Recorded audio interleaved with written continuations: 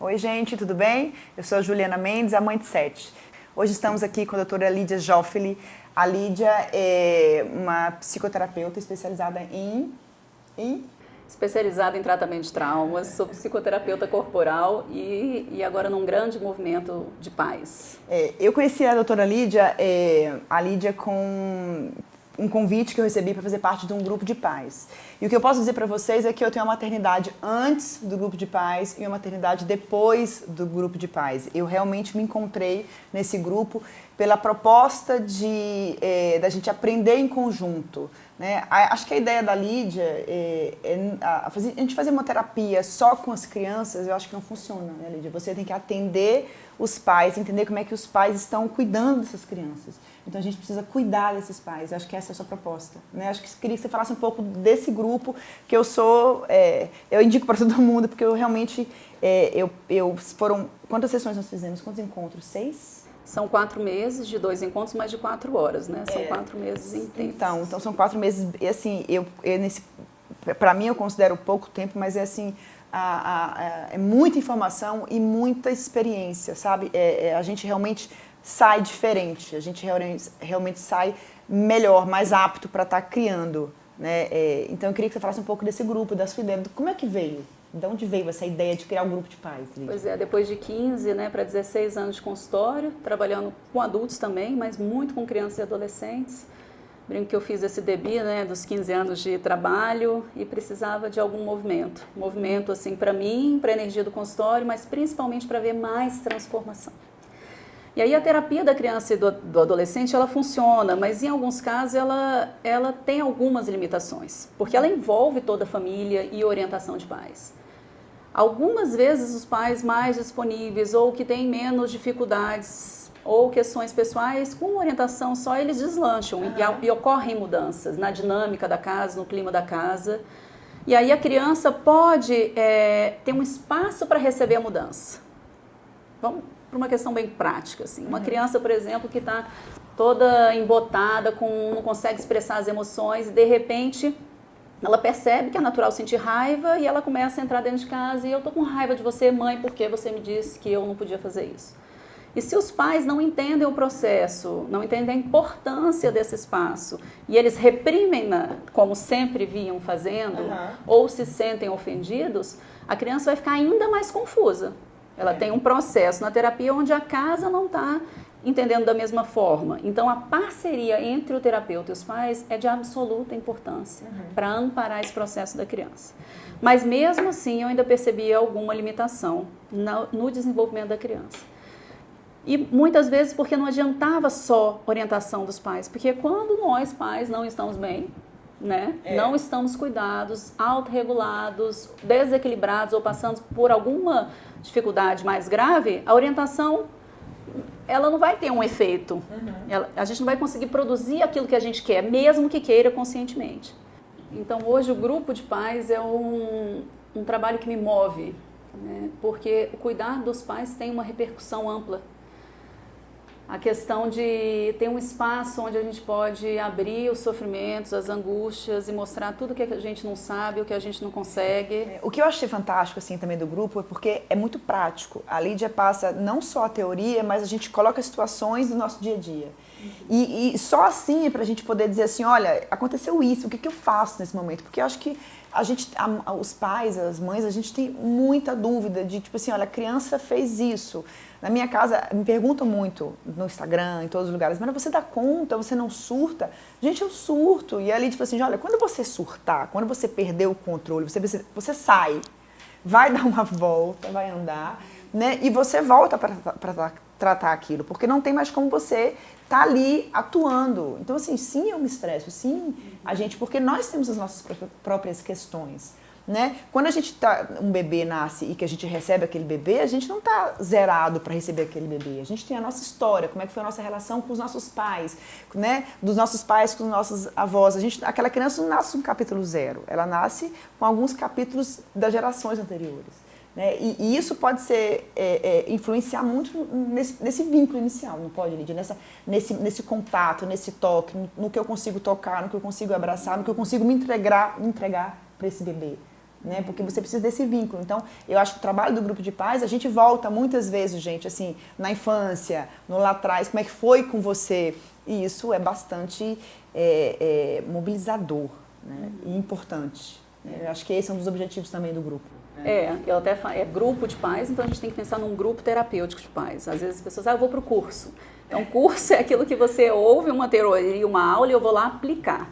Né? O trabalho tem muita orientação, como a Juliana está falando, e mobiliza. Mobiliza pela orientação, mas porque a gente também tem a parte vivencial.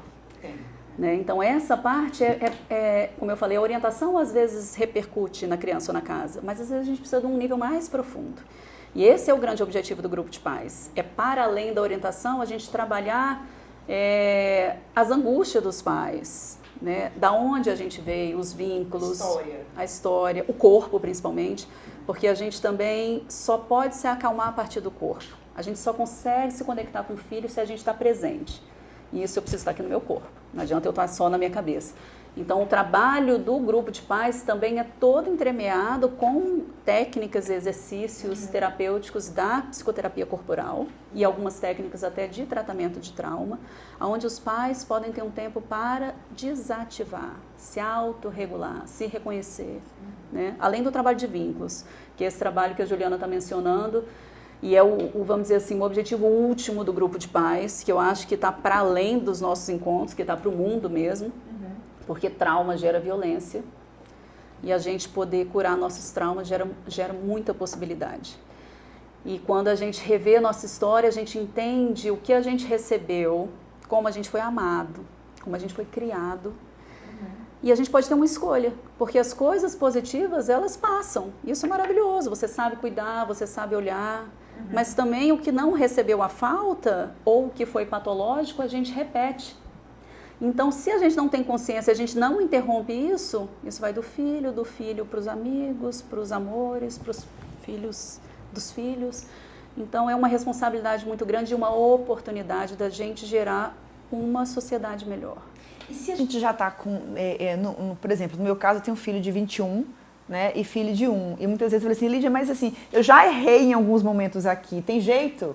Né? Tem jeito da gente reverter, porque assim, tudo bem, eu entendi que nesse momento aqui, por causa da minha história, né, e esse trabalho corporal é para mim inédito, eu nunca tinha feito, e ele é incrível você perceber, mobilizar mesmo o corpo, né, é o que você fala, a memória da gente começa nas células do corpo, no corpo, né, assim, acho que é mais ou menos isso, né, e aí eu falo assim, cara, mas eu tenho um filho de 7, de 13 e de 21, e aí dá tempo?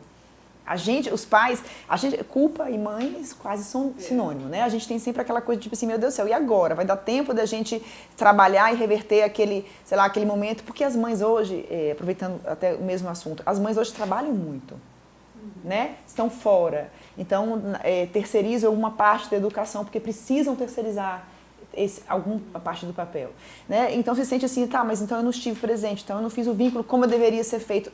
A cabeça da gente é daquele jeito, né? Aconteceu comigo, eu trabalhei a vida inteira. Agora que eu estou mais presente em casa. Como é que a gente reverte isso? Tem reversão, tem ajuste? E como é que a gente trabalha se a gente, com esse vínculo, se a gente precisa estar o dia inteiro fora de casa trabalhando, por exemplo? Agora, a gente precisa falar de duas coisas aqui. Uma coisa, primeiro, é matar os pais ideais, né? Então, esse é um exercício, é um exercício do grupo, mas que a gente precisa sempre voltar, porque a gente sempre quer ser o melhor. Mas o melhor significa errar, se descabelar, né? Porque as dificuldades geram as possibilidades, os enfrentamentos, e na dificuldade o filho promove dentro dele capacidades e habilidades que antes ele não tinha. Então é um espaço de criatividade. Então, se você for o melhor pai do mundo, você vai ser um pai fake, totalmente ideal, que não é real, que é rígido, e que provavelmente não traz essa troca do humano para o humano. Então, possibilidade de crescimento. Porque o sofrimento gera crescimento. Isso. E junto. Que é o pai crescendo e o filho crescendo. Não é o pai maravilhoso para ele criar filhos ótimos. As famílias que eu vejo assim são famílias que têm muito sofrimento. Porque os pais não se colocam como pessoas que têm emoções. Então, os filhos ficam confusos porque os pais parecem que não sentem nada. Perfeitos. E aí esses filhos também têm que ser assim. Então tem falas de como que eu posso sofrer, como que eu posso estar triste se eles estão sempre tão bons, tão positivos, você pode mais, você tem que ir mais. Entendi. né? Esse é um lado. Então, assim, a gente precisa ser simplesmente suficientemente bons, né? Um termo que vem lá de Winnicott, da psicanálise, dos primórdios, mas que hoje a gente expande não para mãe suficientemente boa. A gente fala do cuidador suficientemente bom, porque é qualquer pessoa que está com essa criança. E aí a gente inclui avós, pais, padrastos, um cuidador para com os filhos dos amigos, né? E aí uma pergunta, dá tempo ou não dá tempo? Né? Então, eu tive num trabalho anos atrás, nos Estados Unidos, falando justamente isso, o que é que fazia grande transformação nas questões de vínculo, que são essas questões de apego, as primeiras, né? E a gente estava num congresso de MDR, que é essa técnica moderna e famosa de tratamento de trauma, com estimulação cerebral, então todo mundo, MDR, o que mais promove a mudança, né? E o pesquisador chegou e falou, MDR, psicanálise, psicodrama, começaram a apontar várias abordagens. E o que ele trouxe, inclusive com pesquisas científicas, é que o que transforma é um contato de qualidade com um cuidador, uma pessoa suficientemente equilibrada, autorregulada, vamos dizer, suficientemente disponível para esse contato. Se não houvesse mudança, eu não teria o trabalho que eu tenho. Se não houvesse mudança, não teria possibilidade da gente ter psicoterapia. Então, às vezes, esse cuidador pode ser o terapeuta, pode ser um professor, pode ser um vizinho, pode ser o próprio pai, quando ele muda e quando ele se abre para esse contato. Então, sempre é tempo. Sempre é tempo. Você falou dos cuidadores e tal, e eu lembrei do papel do pai. Né, da importância, a gente fala muito de mãe, mas e o pai nesse papel todo, assim? Porque, assim, no nosso grupo de pais só tem mães. Nesse, né? Mas você tem trabalho com os pais também. E é importante perceber que essa mudança de que o pai entende que ele está lá não é só para prover financeiramente. E ele tem um papel importantíssimo também nessa parte de vínculo, não tem? O pai? Claro. O vínculo, ele é com o cuidador.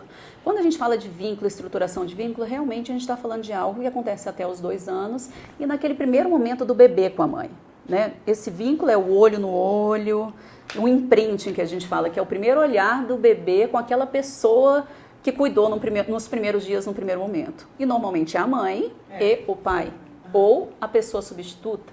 A gente tem pais de adoção, a gente tem pais que não estão presentes e tem uma outra figura paterna ou materna que estão presentes. E se essa pessoa se conecta com esse bebê, essa pessoa que vai estruturar nele a sensação de que ele está no mundo. Porque é isso, né? É alguém que me olha a ponto de eu me sentir aqui. E o bebê precisa disso. Né? E aí, a função paterna, junto dessa simbiose materna, que num primeiro momento é desejada e natural, que é esse vínculo, né? Essas semanas eu ouvi uma mãe aí com um bebezinho de 1 mês, o comentário era assim, ela está hipnotizada pelo bebê. E é esse estado que precisa acontecer. Quando a mãe e o bebê, eles estão numa ressonância aonde... quase uma coisa só, né? Quase uma então, mesmo dentro do mesmo tanque de água, assim, na mesma temperatura, é uma coisa só. Se esfriou aqui, ela sente ali, né? Quando está conectada, é um pouco assim. Né? E você fala do bebê autorregulado, da mãe autorregulada, da sociedade autorregulada. O que seria essa autorregulação? Vamos falar. E aí, deixa eu só completar o pai, senão o pai depois fica sem espaço, vamos dizer que eu estou aqui deixando os pais de fora. Mas uma coisa muito importante, Juliana, quando a gente pensa no pai, é porque então a gente tem esse contato primeiro simbiótico, né?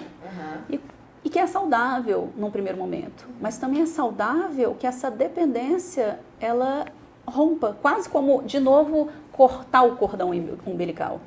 E o corte dessa relação da mãe e do bebê, ela é feita com a introdução do pai, de forma saudável, né?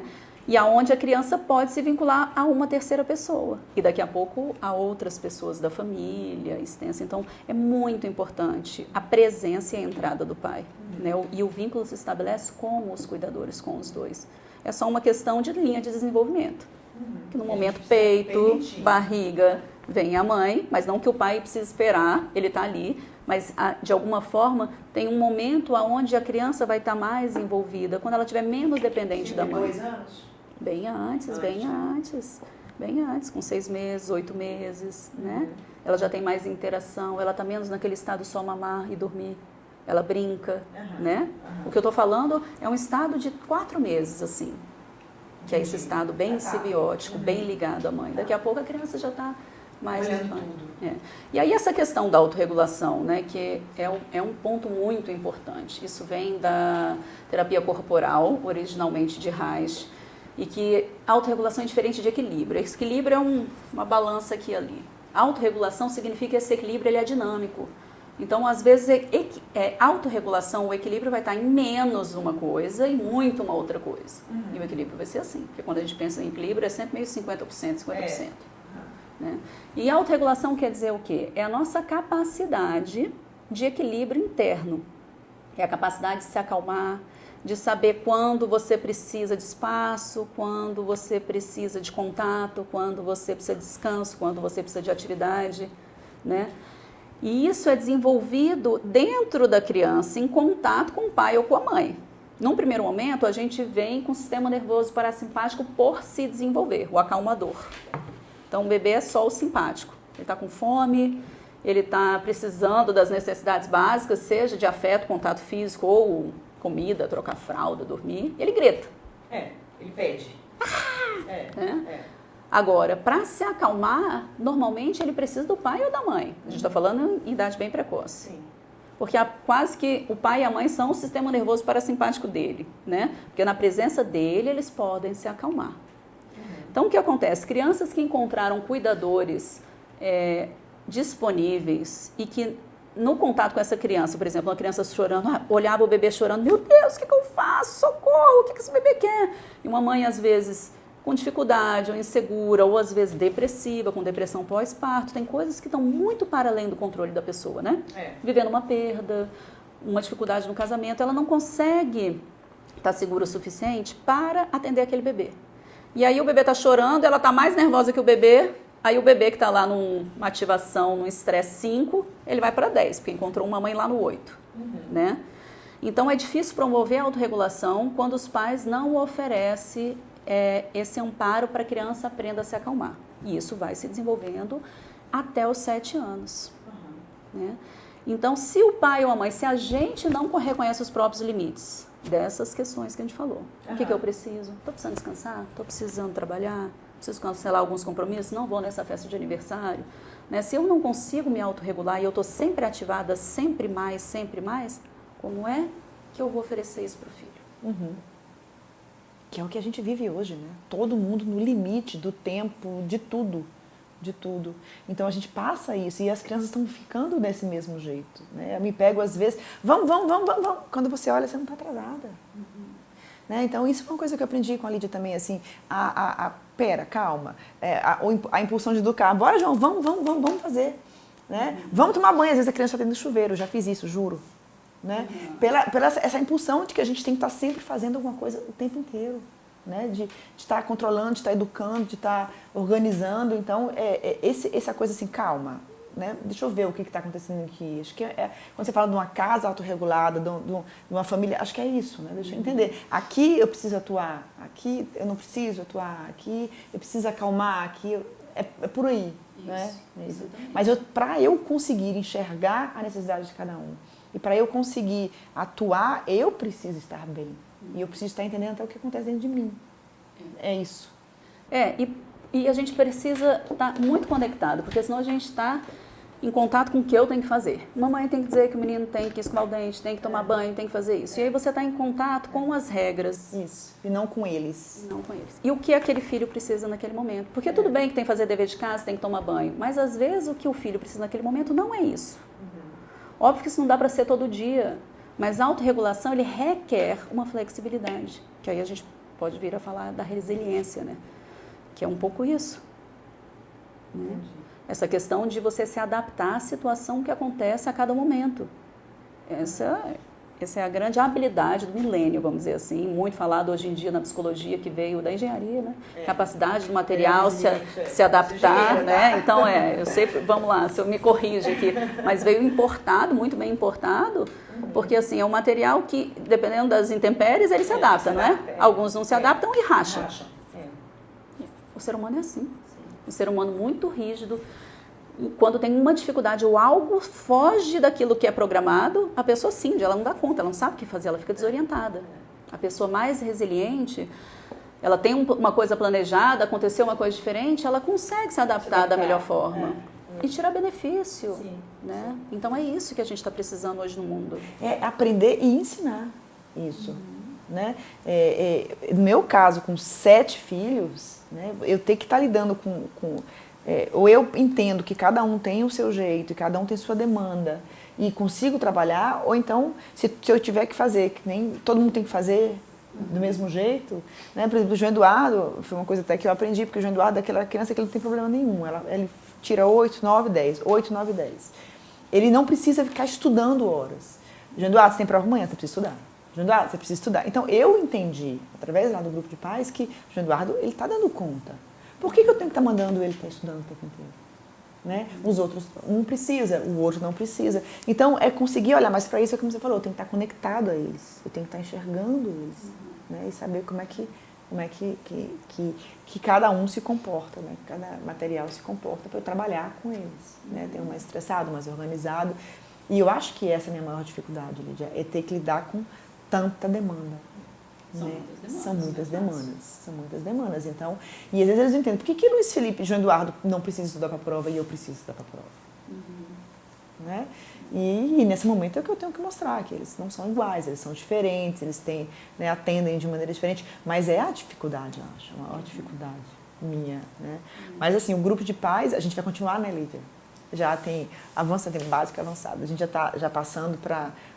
o grupo quis, até porque o resultado foi geral, assim, e a gente vai continuar com o grupo, mas a gente vai abrir outros grupos. Como é que está a ideia? Então, a ideia inicial, e eu fiz assim porque hoje as pessoas têm dificuldade em se planejar para algo indeterminado. Né? Então, por isso eu criei esse módulo básico, que são 4 meses. Mas sempre, como aconteceu no grupo, né, que você está, e em vários outros, então eu tenho 3 grupos continuando nesse momento, é que ao final dos 4 meses a gente recontrata. E eu sempre recontrato por mais um semestre. Né? Eu estou com um grupo agora que a gente está no 3º semestre. E agora eu tenho espaço para abrir 1 ou 2 turmas em setembro. Então já estou com algumas pessoas na lista, porque o grupo é pequeno, a Juliana sabe, no consultório. Comigo é um trabalho muito individualizado, muito íntimo. Então, mas para setembro, assim que voltar do feriado, acho que dia 15, quinta-feira, e talvez uma turma como a de vocês, inicialmente no sábado, né, com a mesma proposta. Eu vou colocar os contatos aqui no vídeo da Lídia, para vocês entrarem em contato. O que eu posso falar para vocês é que minha maternidade mudou, e não só minha maternidade, mas o entendimento da minha história com cada um deles, da minha história com os meus pais, e isso faz com que a gente consiga atuar de uma maneira melhor e fazer o resultado, que a gente como mãe, o resultado que a gente quer é que eles estejam aptos a serem felizes, né? Porque deixá-los felizes, esse não é o nosso papel. A felicidade eles é que tem que buscar, né? A gente tem que prepará-los para isso, assim, pelo menos a gente conseguir fazer o melhor, e eu acho que o grupo de pais tem feito esse papel de uma maneira incrível, eu estou realmente encantada. Fala um pouquinho mais. Eu gosto de falar, porque a minha paixão tem sido minha paixão hoje em dia, mas mais emocionante ainda é ver porque quando você escuta a vivência de outras mães, é difícil você não se identificar com aqueles relatos, né? Olha, na minha casa aconteceu assim, sabe como eu coloco várias vezes? Olha, tive isso, Carolina teve isso, o Luiz Felipe, né? Eu tenho várias experiências. Então, quando você escuta o do outro, que a realidade é essa, eu fiz um post no Instagram, eu estava até te falando, Lídia, semana passada, acredito, sobre aquela coisa, eu li um livro, um texto que fala o seguinte: amar quando está tudo bem é ótimo, amar no caos é que é complicado. E eu coloquei no texto assim, gente, desculpa, mas eu não amo, eu amo no outro dia.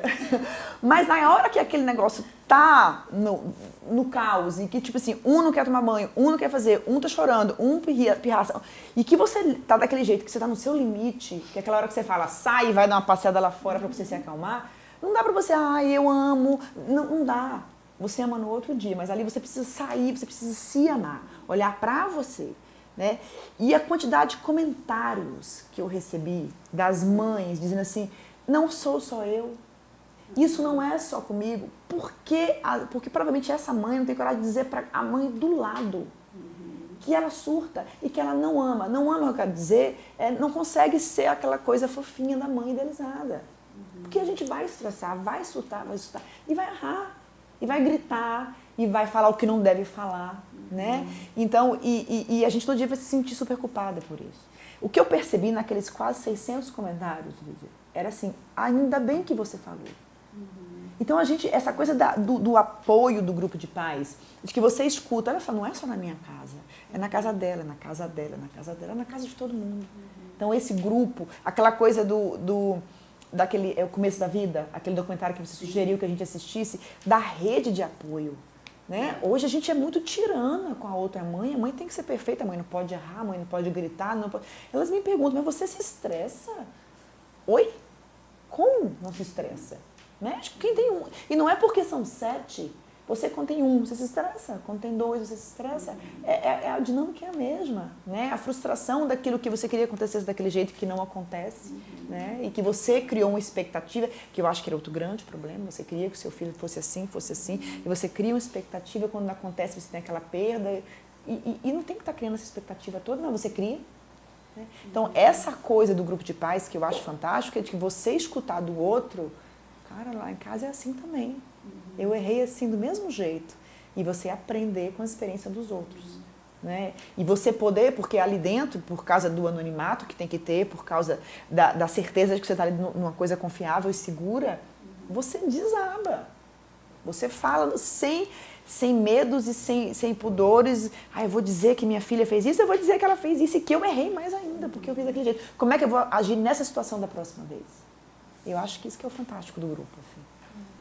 E esse comentário é interessante porque assim, envolve tantos assuntos do grupo de pais que a gente podia falar mais 300 horas aqui. Eu vou segurar um pouquinho e tentar resumir. Mas esse seu comentário é muito importante, porque eu acho que a maternidade hoje é um desafio, principalmente por tantas coisas certas que tem que fazer e tantas coisas que não tem que fazer. E assim, se o grupo de pais chegar em algum lugar que eu gostaria, seria nessa autonomia dos pais, para além dessas regras, que mãe boa é assim, que dá alimentação assado, que cria o menino com roupa X, que é ecologicamente correto, sociologicamente correto, politicamente correto, e tanta coisa correta tiram muito da humanidade.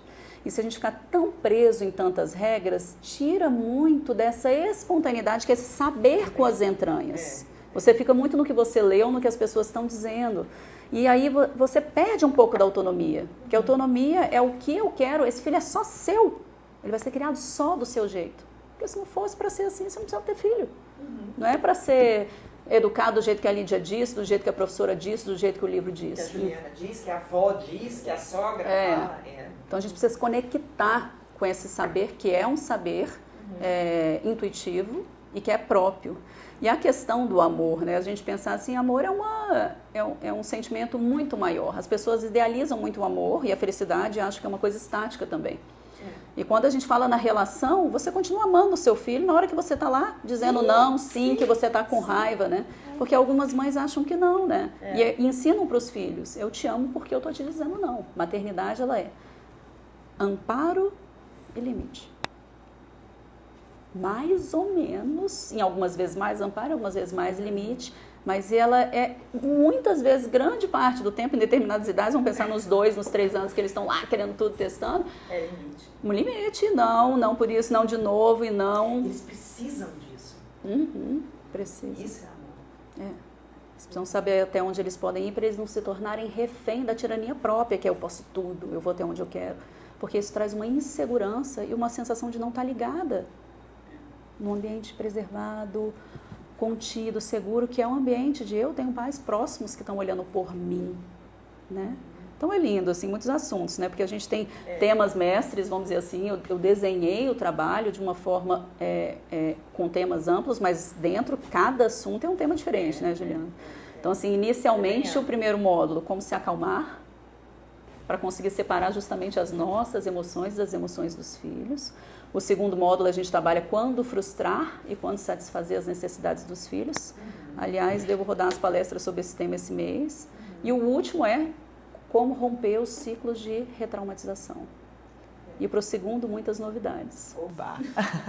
Então é isso, gente. Como não ficar encantada, né, com o grupo? Vocês viram tanto que a gente falou, a gente poderia falar aqui mais 2 horas, né, Lídia, sobre, quem sabe a gente faz de novo, fala mais sobre isso, mas eu recomendo muito, como eu falei, vou colocar os contatos da Lídia aqui, e procurem olhar para vocês mesmo, assim, os pais precisam de cuidados para poder cuidar bem, né? Não é isso, Lídia? Isso. Antes de tudo, esse autocuidado. Ontem no grupo que a gente retomou, a gente falando sobre isso, a mamãe falou, primeiro no avião a máscara de oxigênio em mim para eu poder cuidar do outro, né? Então a gente precisa olhar para a gente. Eu agradeço esse espaço porque eu acredito também que essa informação precisa ser disseminada, como foi o movimento documentário, né, patrocinado pela Unicef, o Começo da Vida. Esse projeto, antes até do documentário, eu estou com o projeto Palestra Aberta, que é falar sobre essas coisas em grande escala. Então, tá no YouTube também, tá no site. Quando convidar, estou super disponível. Amo falar. Agradeço a todos a atenção e a Juliana especialmente. Obrigada. Gente, a gente volta com outras entrevistas, com outras informações. Espero que vocês tenham gostado. Um abraço.